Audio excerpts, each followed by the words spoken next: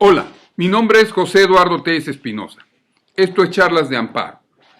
Vamos a continuar con la charla referente a los recursos en el juicio de amparo, parte 11, para efectos de nuestros seguidores en Charlas de Amparo y los radioescuchas en Argos Cursa, pues es un jueves más en donde seguimos hablando a través de este medio digital.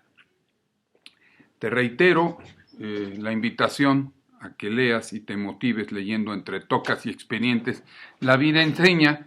En la página de Facebook o en cualquiera de las páginas de charlas puedes encontrar los detalles para que conozcas acerca de qué dice ese libro. Continúo con el tema. Estoy desarrollando el tema referente a los agravios. Pues ese es desde luego el escrito de expresión de agravios desde la mirada de un juzgador. Pues creo que, mira, yo no estoy haciendo referencia a casos específicos de mi función, desde ese punto de vista la salvaguardo, pero estoy haciendo mención desde mi función como juzgador a, mira, qué es lo que pasa y qué es lo que se ve cuando vas a revisión. Primer error que se ve cuando vas a recursos de revisión. 1. Normalmente quieres decir que el juez de distrito violó garantías individuales. Ahora garantías, ya no se dice individuales. Sugerencia, evita hacerlo. ¿Por qué? Porque hay jurisprudencia de la Suprema Corte que establece que los jueces de amparo, en su función de control constitucional, no violan garantías individuales. 2. Si no puedes plantear la transgresión de garantías individuales, entonces, ¿qué es lo que puedes plantear? Pues la transgresión de las leyes o de las normas generales a las que está sujeta la actividad del juez de amparo. ¿Cuáles son estas? Pues la ley de amparo, el Código Federal de Procedimientos Civiles, la Ley Orgánica del Poder Judicial de la Federación, los acuerdos de la Suprema Corte, los acuerdos del Consejo de la Judicatura Federal y, por ende, pues también la jurisprudencia, aunque pues esta está también dirigida expresamente en la ley de amparo. Y veíamos a finales del video anterior o escuchábamos en el audio y qué pasa con el tema referente a los tratados internacionales. Pues hasta este momento todavía la Corte no se ha pronunciado de manera específica, pero pues yo pienso, oye, pues depende, ¿no? Si el fondo del asunto tiene que ver con la aplicación del tratado, pues bueno, el juez pudo haber interpretado incorrectamente el tratado. Y entonces no viola propiamente el tratado, sino que lo que está haciendo es un incorrecto análisis. Sin embargo, toda regla general tiene su excepción. Supón tú que el juez de distrito, cuando haga su análisis como juez de amparo, diga que la interpretación que se realiza de tal artículo debe ser en tal sentido. El juez no viola la Constitución, pues con todo respeto, pues yo pienso que al menos en ese sentido sería muy interesante pensar, ¿no acaso el juez de amparo también pudiera estar sujeto, o está sujeto, mejor dicho, al principio pro persona? Y en su función como juzgador de amparo, velar también por este supuesto. Desde ese punto de vista, pues yo creo que será motivo de reflexión en ulteriores jurisprudencias por la Suprema Corte de Justicia de la Nación y pues acataremos lo que ella establezca. De eso ya he hablado en otros videos. Entonces regreso. En los agravios, lo primero te sugiero es no invoques que violó la Constitución, porque si no, lo más seguro es que, por regla general, te van a declarar inoperante. Segundo, invoca que lo que violó o a lo que no se ciñó correctamente el juez de amparo es A, concretamente la ley de amparo. La ley de amparo. ¿Te acuerdas? Antes era el 77 de la ley de amparo el que regía el dictado de las sentencias en los juicios de amparo. En la actualidad es el artículo 74. Pongamos un ejemplo de una expresión de agravio y por qué te digo que lo que se dice, por regla general, es que el juez de amparo lo que violó o se apartó o no se ciñó a, es a la ley de amparo. El tribunal revisor examina por regla general la legalidad de la conducta del juez de amparo. Esto es, si se ciñó o no se ciñó correctamente a lo que viene a ser en su actuar las disposiciones de la ley de amparo. Pensemos en el caso que estamos manejando el día de hoy, que es el dictado de una sentencia. Y vámonos al caso más sencillo. Un juez de distrito, ejemplo, le reclamas el dictado de una orden de aprehensión en aquellos estados en donde aún no entra en vigor el sistema acusatorio adversarial. La autoridad responsable niega la existencia del acto reclamado, aunque dice en una parte más abajo: no me pase inadvertido que yo lo que tengo dictada es una orden de comparecencia. El juez de distrito no hace nada más en ese asunto, le da vista a las partes, nada más. Llega el momento del dictado de la sentencia en la audiencia constitucional y el juez de distrito, apoyándose en el artículo 63, fracción cuarta de la ley de amparo, sobresee por inexistencia del acto. Dice, sobreseo porque no quedó demostrada la existencia del acto reclamado. Vas a redactar tu escrito de expresión de agravios. En los escritos de expresión de agravios, al igual que cuando vimos la expresión de conceptos de violación, lo ideal es llevar una forma lógica.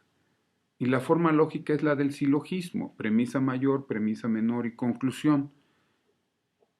Evitar confundir que la Corte dice que no es indispensable, o sea, no es indispensable, y si no lo quieres hacer, no lo hagas. Pero pues es aconsejable para efectos técnicos, y si estamos hablando de técnica en este juicio de amparo, sería lo más aconsejable. ¿Tu premisa mayor cuál va a ser? Pues en este caso va a ser la disposición de la ley de amparo que tú consideras que se haya violado. ¿Qué disposición se violó? Obvio, me vas a decir el 63 cuarta, porque fue el que citó el juez de amparo. Sí, pero ¿qué disposición de la ley de amparo le obliga al juez de distrito a examinar correctamente el acto reclamado? Eso significa, o eso implica, que es indispensable que conozcamos la ley de amparo. Entonces, lees la ley de amparo, llegas al artículo 74, fracción primera de la ley de amparo, y dice: la sentencia debe de contener la fijación clara y precisa del acto reclamado. Pues resulta entonces que este juez de amparo no ciñó su proceder al 74 primera, porque no fijó clara y precisamente el acto reclamado. Oye, ¿y qué otra disposición violó el juez de amparo? Pues fíjate que violó el 76. Estamos hablando, recuerda, de la expresión o formulación de agravios desde el punto de vista más técnico. No es indispensable que lo hagas. Dame los hechos que yo te daré el derecho. Pero es lo más técnico, para que de esta forma puedas tú argumentarle al tribunal revisor por qué el juez está actuando incorrectamente. Y entonces le puedes decir, fíjate, premisa mayor, está el 63 cuarta, que aplicó incorrectamente, porque el 74 primera dice que debe de fijar con claridad y precisión.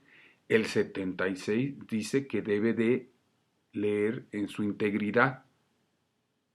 Y el 217, primer párrafo, establece la obligatoriedad de la jurisprudencia. Esos son tus tres artículos que está violando el juez de amparo en el caso concreto. Premisa menor. ¿Qué es lo que hizo el juez de amparo? Pues el juez de amparo sobreseyó, a pesar de que esos artículos establecen ello, y la jurisprudencia establece que en tratándose del dictado de órdenes de aprehensión, no debes de atener solamente a su denominación, sino al acto que aparezca como atentatorio de la libertad. Si aquí es una orden de presentación o de comparecencia, existe jurisprudencia que dice que debe de tenerse, por cierto, el acto reclamado. A pesar de ello, que esa es tu premisa mayor, el juez de amparo sobreseyó por inexistencia. El juez dijo que no existía el acto reclamado. La conclusión que es, atento a ello, el juez de distrito se desapartó del contenido de esos preceptos, porque aun estaba obligado a fijar con precisión Sobreseer solamente en caso dado de que no exista demostrado el acto reclamado. Fijar con claridad y precisión el acto reclamado atendiendo a la causa de pedir. Observar la jurisprudencia de la Suprema Corte de Justicia de la Nación que establece que se debe de atender a cuál es el acto efectivamente atentatorio de la libertad. A pesar de ello, el juez de amparo incorrectamente sobreseyó en el juicio y con ello aplicó de manera inexacta el artículo 63, fracción cuarta de la ley de amparo. Ese sería un argumento, un agravio técnico.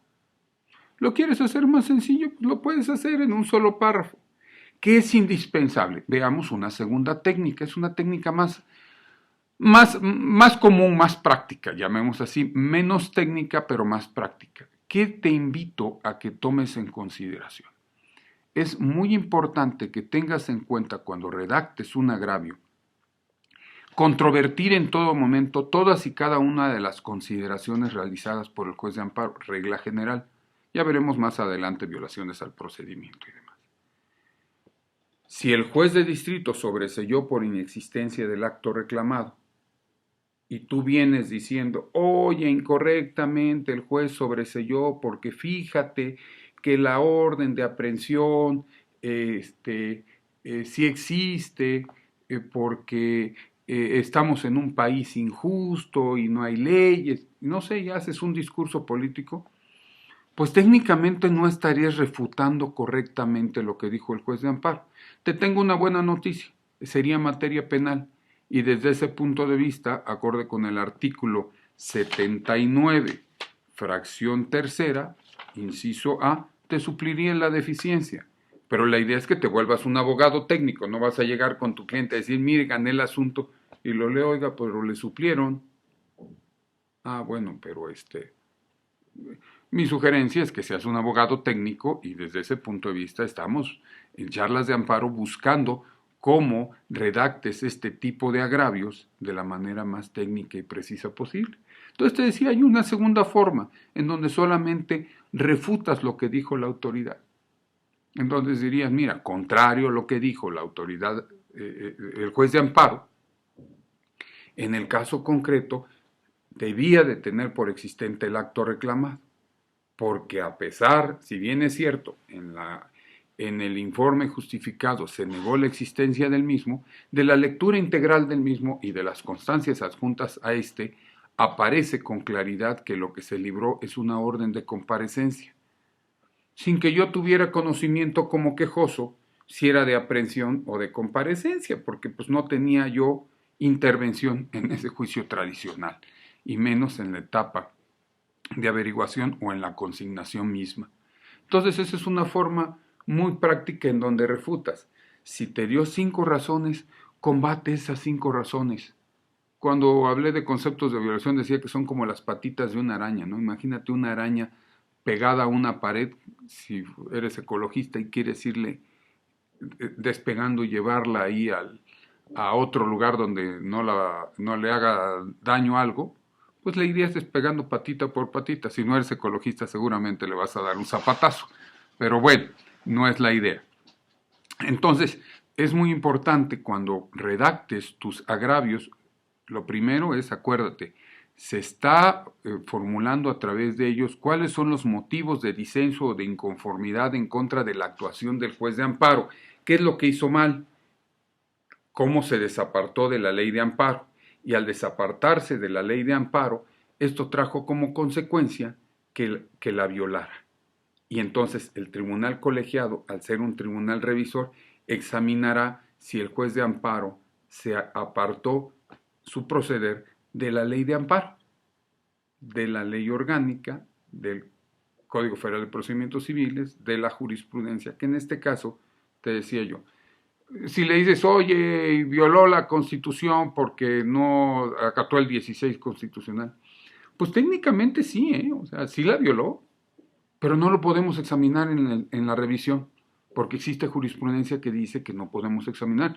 Los jueces de amparo, los tribunales colegiados, estamos ceñidos a la Constitución, la misma Suprema Corte de Justicia de la Nación, todos hicimos una protesta de hacer guardar la Constitución. Sin embargo, dentro de los recursos del juicio de amparo no se puede examinar si el juez de amparo se apartó de la Constitución, porque está en funciones precisamente de juez de control constitucional. Pero en el siguiente video vamos a seguirlo explicando, en el siguiente audio lo seguirás escuchando, y mientras eso sucede, mi nombre es José Eduardo T.S. Espinosa. Esto es Charlas de Amparo.